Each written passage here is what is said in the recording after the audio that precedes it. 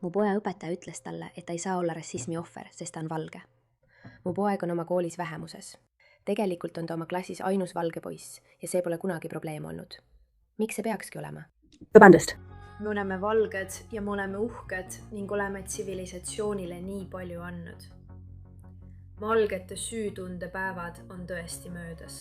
Anna talle veel kord vastu vahtimist.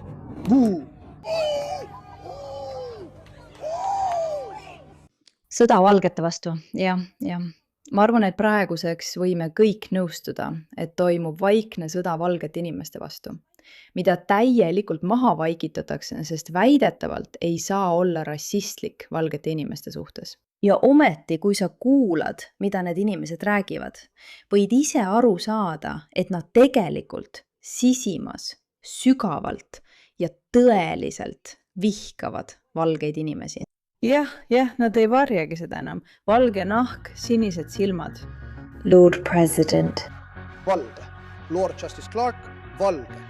Iga kõrgema kohtu kohtunik, valge. Nad on valmis inimesi hukka mõistma selle eest, et nad on valged. Nüüd kuulake selle lapse lugu. Väikesed, teate mis, vaadake lihtsalt videot ise.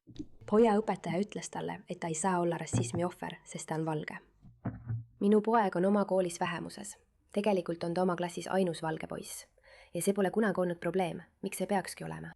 See ei ole probleem. See on kummaline, sest inglased on tavaliselt valged. Olgu, mis siis ikka. Jõuame selleni. Me kõik veritseme sama värvi verd. Me kõik oleme inimesed. Inimesed on inimesed. Vähemalt nii ma arvasin. Sest ta tuli eile koju ja rääkis, et grupp poisse erinevatest rahvustest ümbritsesid teda, tegid ringi ümber tema ja hakkasid mu pojale skandeerima kananahk, kananahk. Ta ütles mulle, et tundis end ähvardatuna ja hirmul ja kui ta lõpuks sellest ringist välja pääses, jooksis ta õpetaja juurde, just nagu ma olen talle õpetanud. Ma olen talle öelnud, et ta nii teeks. Kui ta kunagi satub olukorda, kus ta tunneb hirmu, siis ta jooksis õpetaja juurde ja ütles sellele õpetajale. Ma arvan, et nad on minu vastu rassistlikud. Ja kas sa tead, mida õpetaja ütles? Ta ei läinud poisse otsima, kes seda tegid. Ta ei püüdnud mu poega lohutada. Ta ei näidanud tema tunnetele kaasaelamist. Ta ütles talle, sa oled valge. Valge inimese vastu ei saa olla rassistlik. Nii et mu poeg ei ole täna koolis ja ta ei lähe tagasi enne, kui midagi muutub. Sest ta oli tõepoolest rassismi ohver. Ta oli verbaalse väärkohtlemise ohver. Ja kui ta jooksis abi saamiseks õpetaja juurde, ütles see õpetaja talle, tema tunded ei loe, sest ta on valge. See õpetaja tuleks ametis vabastada ja koolist eemaldada. Aga kas sa oled üllatunud? Sest nad on loonud selle mõttetu teooria internetis, et rassism on ainult nende vastu, kes ei ole valged.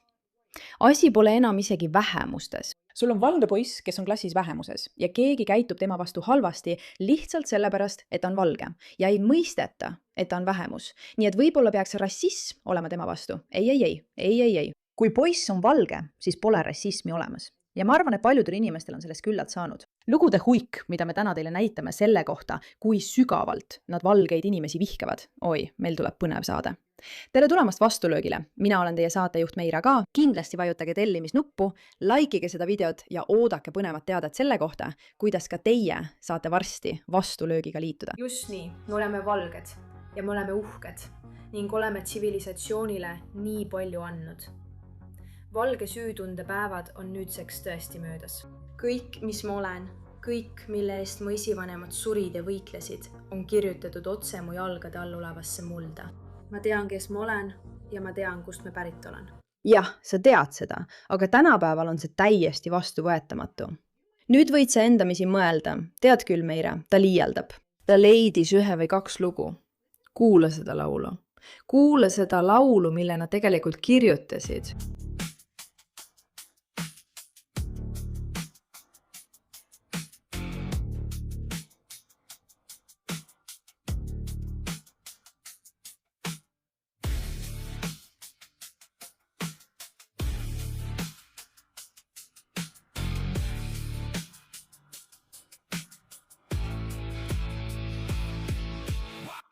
Vigilantlus ei ole kättemaks.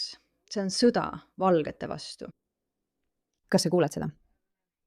Ma ei tea, kas sa märkad. Kui sa pead tegema, mis on õige, siis vigilantlus ei ole kättemaks. See on sõda. Valgete vastu! Tehke, mis on õige kutid. Alustage sõda valgete meeste vastu. Miks mitte? Ja kui kultuuris on sellised asjad, siis jõuamegi selliste tulemusteni. teate, see noor tüdruk Soomes, keda peksab kamp metsikuid tumedanahalisi, sest ta on valge ja neile ta ei meeldi.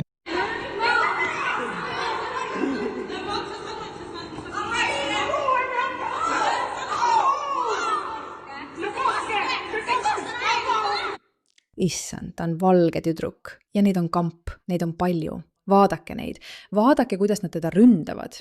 Ja ma arvan, et kõigile, kes seda vaatavad, on üsna selge, et põhjus, miks nad teda ründavad, on see, et ta on valge. Nüüd, kui meenutate seda videot, kus keegi ütleb, tere, ma olen uhke, et olen valge, sest me pole midagi valesti teinud ja meie nahavärv ei määra tegelikult, kes me oleme, vaid pigem ajalugu ja see, kuidas me oleme panustanud, siis tunnete seda uhkust. Aga siis vaatate seda videot ja mõistate, oodake hetk. Kuidas see noor tüdruk peaks tundma uhkust selle üle, et ta on valge? Kui ta kõnnib üksi mööda tänavat ja teda ründab kamp inimesi lihtsalt tema nahavärvi pärast. Ja ma sooviksin öelda, et see on ainus video, aga see on tegelik nähtus. Lööd teda veel kord. Hei!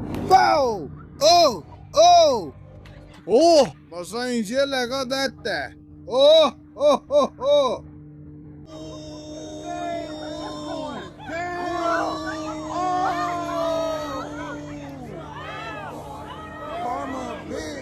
Ta ei peaks väljas olema.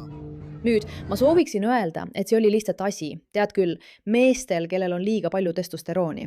Aga kas sa märkasid, kuidas see naine lihtsalt temast üle kõndis ja teda lõi?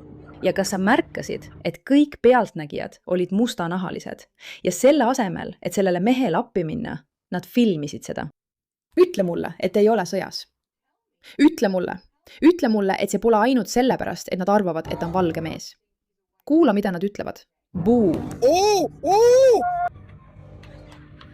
Sõin selle, et see... Oh!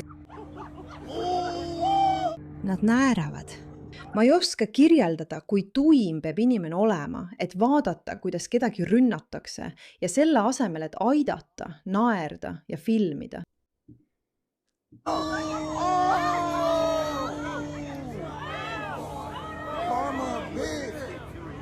Ta ei peaks väljas olema. See oligi nii. See mõistik, kas pole? Jah, see on mõistik. Jälle rohkem lugusid. Järjekordne valge tüüp.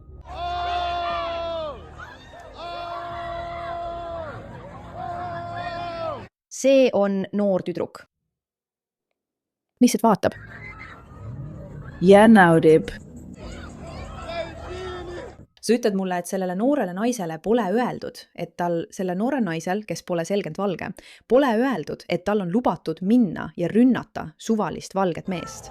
Hei, Phineas. Tema parukas tuli peast ära.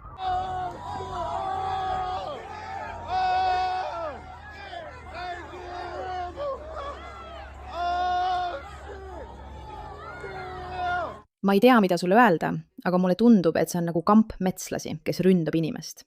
Kas me teame, mis kontekstis see juhtus? Kas me teame tausta? Ei, meil pole aimugi. Aga see, mida sa siin näed, on nähtus. Ja ma ütlen sulle nii palju. Kui sa tuled minu juurde ja ütled, et jah, sa valisid välja mingid suvalised videod ühest valgest mehest ja sa tegelikult ei tea, mis juhtus. Okei, kuule seda korraks ja ütle mulle, mida sa sellest arvad. Miks nad muudavad taasesituse kiirust? See on nii ebaviisakas. Kui keskklassi, ma arvan, liberaalsete väärtuste eestkõnelejad loeksid Koraani salm salmi haaval või lihtsalt loeksid naistele pühendatud salmi. See ise annab sulle väikese pilguheidu sellesse, kui problemaatiline on islam naiste jaoks. Ja siis võib-olla nad ei toetaks neid nii lihtsalt, kui see tegelikult kahjustab kõiki teisi ühiskonnagruppe. Sest niipea, kui me anname erikohtlemist ja surume läbi selliseid seaduse muudatusi, põhjendades, miks me arvame, et moslemi naised vajavad rohkem kaitset, sest nad on kuidagi haavatavamad kui teised vähemusnaised või midagi sellist. See muutub väga-väga problemaatiliseks, kui meil on liikumised, mis tulevad tugevalt islamiusulistest riikidest, kus valitseb teokraatia ja need naised ütlevad, et neil pole üldse õigusi, meil pole õigust haridusele, meil pole isegi õigust valjult rääkida või naerda. Ja ma viitan siin Afganistani islamivabariigile. Muidugi, oota korraks. See video ei räägi naiste õigustest islamis. See puudutab seda, mida ta kohe ütleb nende inimeste kohta, kes tulevad nendest riikidest ja mida nad arvavad valgetest naistest. Ja pane tähele seda valgete naiste teemat. Oota. olukord, kus naised on ühiskonnast täielikult kustutatud. Nüüd võid sina elada mugavalt Ühendkuningriigis ja olla keskklassi valge naine ning arvata, et see on probleem, mis juhtub ainult teokraatias. Noh, täpselt seda me siin saaksimegi, kui laseksime sellel kontrollimatult levida. Kas sa arvad samuti, et mõnedes moslemi kogukonna osades peetakse valgeid naisi kõigile kättesaadavaks, et neid justkui eksootiliseks peetakse, sest neile on, tead küll, lihtsam ligi pääseda, kuna nad ei kanna hidžabi ega burkat või nad ei ole moslemid, aga ka pornokultuuri leviku tõttu? Mul on kahju seda öelda, aga jah, täiesti kindlasti. Ja ma mõtlen, et see algab juba kõige madalamalt tasandilt, näiteks kui sa satuksid, kuulma meeste omavahelist juttu või lihtsalt juttu. Moslemitest noormeeste seltskonnas näeksid sa juba valgete naiste alavääristamist nende silmis. Nagu me võime nende naistega lõbutseda ja aega veeta, aga lõpuks abiellume ikka korraliku moslemi naisega. Ja see ongi enamiku noorte moslemitest meeste üldine käitumismuster. Ma ütleksin, et ka noorte briti moslemitest meeste puhul, kui nad tahavad lõbutseda. See ongi see, nagu sa ütlesid, kas siis porno tõttu, mis on neid rohkem fetišeerinud, või siis ka islami enda tõttu. Ja kui sa lähed tagasi islami ajalukku, siis on olnud retki, kus Muhamed on ehutanud oma järgijaid minema ja vallutama uusi alasid ning tead küll, vangistama blondide juustega naisi. Nii et see võtab tõesti tagasi islami ajalukku ja prohveti suhtumisse nendesse naistesse ning kuidas see edasi kandub. Ja muidugi, nagu sa ütlesid, porno ainult tugevdab seda veelgi. Loomulikult. See on iseenesest mõistetav, et mitte iga inimene, kes ei ole valge, ei ole kuidagi seotud islamiga. Aga kui sul on kultuuri otsas, kultuuride kihid, olgu need religioonid, riigid või erinevad rahvused, kes võitlevad ja usuvad, et valged lihtsalt ei vääri sama palju, ma ei tea, austust, nagu teised inimesed saavad lihtsalt nende nahavärvi tõttu. Ma viin sind tagasi ja tuletan sulle meelde seda videot, millega me alustasime. Seda last, kes oli koolis ja kellele öeldi, et ta ei saa olla rassismi ohver, sest ta on valge ja see pole võimalik. Ja see on midagi, mida praegu igal pool peale surutakse. Vaata, enamik inimesi ütleks mulle, et ma pole tegelikult valge ja mul pole selle vastu midagi. See pole seotud sellega, et valged inimesed oleksid kuidagi paremad. Tegelikult on asi selles, et me peame ringi vaatama ja ütlema, et kui tahame rassismist vabaneda, peame tunnistama, kui rassism tõesti olemas on. Ja kui meil on sõda, siis peame tegelikult tunnistama, et meil on sõda ning lõpetama teesklemise, et seda ei juhtu, lihtsalt sellepärast, et see juhtub teatud inimrühmaga. Sest ta oli kindlasti rassismi ohver. Ta oli verbaalse väärkohtlemise ohver ja kui ta jooksis abi saamiseks õpetaja juurde, ütles õpetaja talle, et tema tunded ei loe, sest ta on valge. Nüüd olen rääkinud oma pojaga teise kooli minekust, aga ta kardab. Ta ei usalda enam kedagi. Ja nüüd pean talle selgitama, et ta peaks usaldama neid õpetajaid, kes peaksid teda kaitsma, kuigi nad seda ei teinud. Nii et ainus võimalus, sest ma ei lase oma pojal hirmun olla, on teda kodus õpetada, mis tähendab, et ma ei saa tööl käia. See üks õpetaja tegu. Ja ma ei süüdista isegi lapsi. Tead, lapsi tuleb lihtsalt paremini õpetada. Ja need, kes peaksid seda tegema, on täiskasvanud. Need, kes peaksid meid kaitsma, aga nad ei teinud seda. Ja selle õpetaja teo tõttu on kogu minu elu nüüd mõjutatud. Kogu mu poja elu on nüüd mõjutatud. See ei puuduta ainult tema poega, see puudutab kogu meie ühiskonda. Kui sa ei ole valmis ühe inimrühma vastu suunatud probleemsetele tegudele vastu astuma, ükskõik kus ja millal sa neid näed, siis oled ka ise osa probleemist. Isegi kui sa kardad, et midagi öeldes võid sind pidada rassistiks. Aitäh, et sellele tähelepanu pöörasid.